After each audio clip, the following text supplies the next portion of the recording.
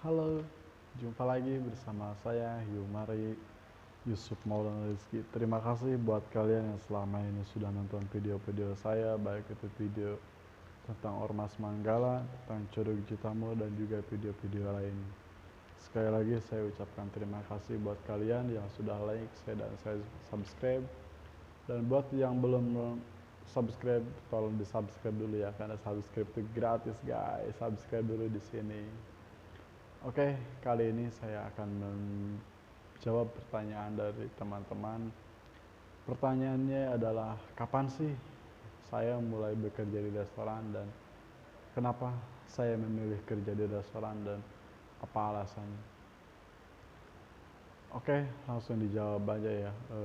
Pertama, saya pertama kerja di restoran itu pada tahun 2012, tepatnya setelah saya keluar sekolah.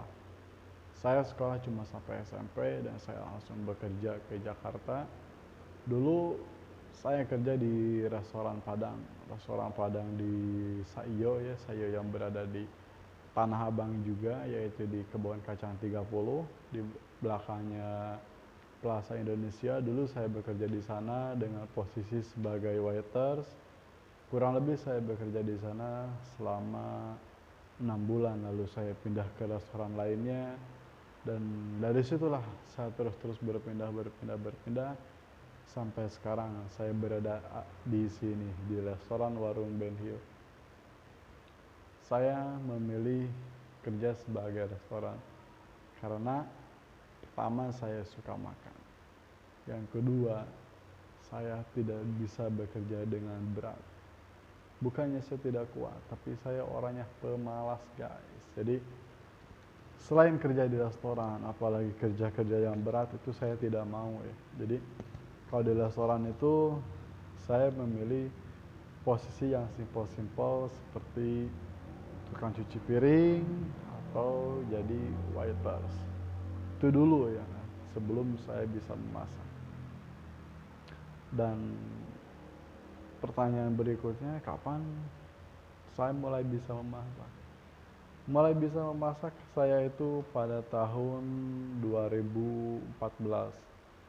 2 tahun kemudian setelah saya bersikeras menjadi seorang waiter, setelah saya bersikeras menjadi seorang helper, menjadi bagian pantry, pokoknya semua bagian yang paling bawah yang ada di restoran, setelah saya tekuni, setelah saya pelajari, alhamdulillah sampai saat ini saya bisa memasak.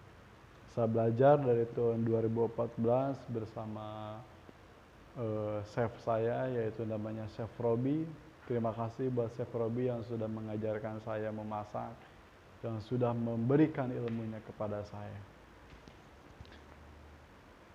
Memasak buat saya adalah hobi ya, bukan cuma sekedar pekerjaan saja, tapi memasak buat saya itu sudah seperti hobi dan seperti jadi di jati diri saya sendiri gitu. Karena jujur saya tidak ingin bekerja di tempat lain, tidak ingin bekerja apapun selain kerja di restoran, karena restoran dan kuliner itu sudah ada dalam jiwa saya. Walaupun saya tidak punya keturunan koki, tidak punya keturunan chef, tapi mungkin sayalah yang akan memberikan turunan kepada anak saya dan cucu saya kalau keluarga saya ini adalah turunan memasak, yaitu dari saya.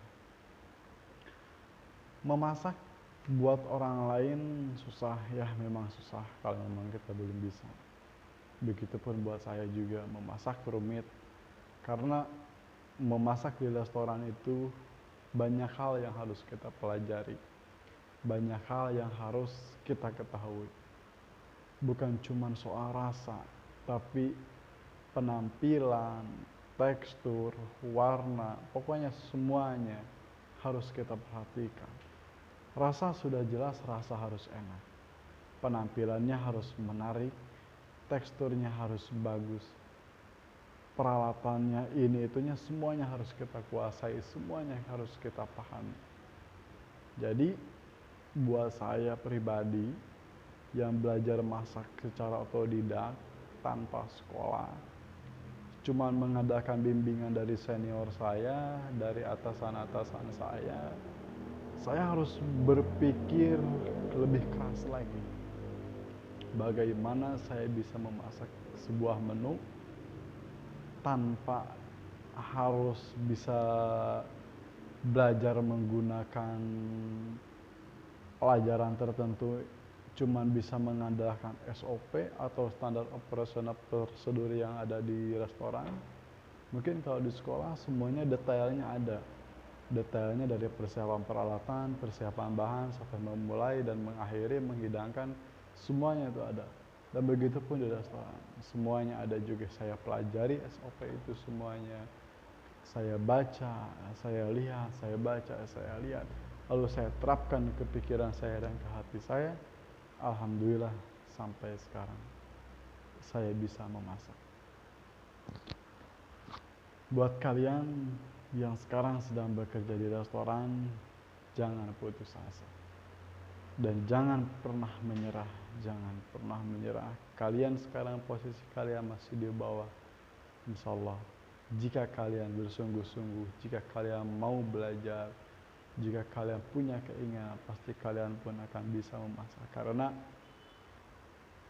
kalau di restoran, urusan gaji itu sudah jelas. Selain atasan, gaji yang paling besar di restoran itu adalah gaji koki, gaji chef. Jadi buat kalian teman-teman yang masih berada di bawah, kalian harus bisa merubah pola pikir kalian agar kalian tidak terus-terusan berada di bawah. Setidaknya kalian bisa mau belajar, kalian mau mengetahui ilmu-ilmu yang ada di dunia kuliner, ilmu-ilmu yang ada di restoran di tempat Anda bekerja. Karena cuma satu kuncinya jika kalian tidak sekolah. Seperti saya tidak sekolah, yaitu cuman bisa belajar dan belajar. Belajar bisa dengan buku, SOP yang ada di restoran kita, atau belajar sama senior kita atau sama atasan kita. Saya tidak pernah malu belajar sama siapapun, mau itu sama atasan atau senior ataupun sama bawahan saya sekaligus. Kalau memang itu bermanfaat buat saya, baik buat saya, maka saya akan mempelajarinya. Karena cita-cita saya, tekad saya, keinginan saya bisa menjadi chef profesional. Karena jujur, salah satu cita-cita saya adalah menjadi seorang koki, menjadi seorang chef handal seperti Chef Juna, seperti Chef Renata, Chef Rudy, dan juga Chef Arnold. Dan buat kalian, pokoknya salam dari saya. Tolong tekuni, pelajari apa yang sedang kalian lakukan sekarang. Kerja jangan cuma mikirin uang, kerja jangan cuma mikirin sekedar ada istilahnya tamang nganggur aja, jangan. Tapi kalian cari ilmunya dan pelajari ilmunya. Oke? Sampai di sini saja. Terima kasih banyak. Jangan lupa like, share, dan subscribe. Assalamualaikum warahmatullahi wabarakatuh. Bye.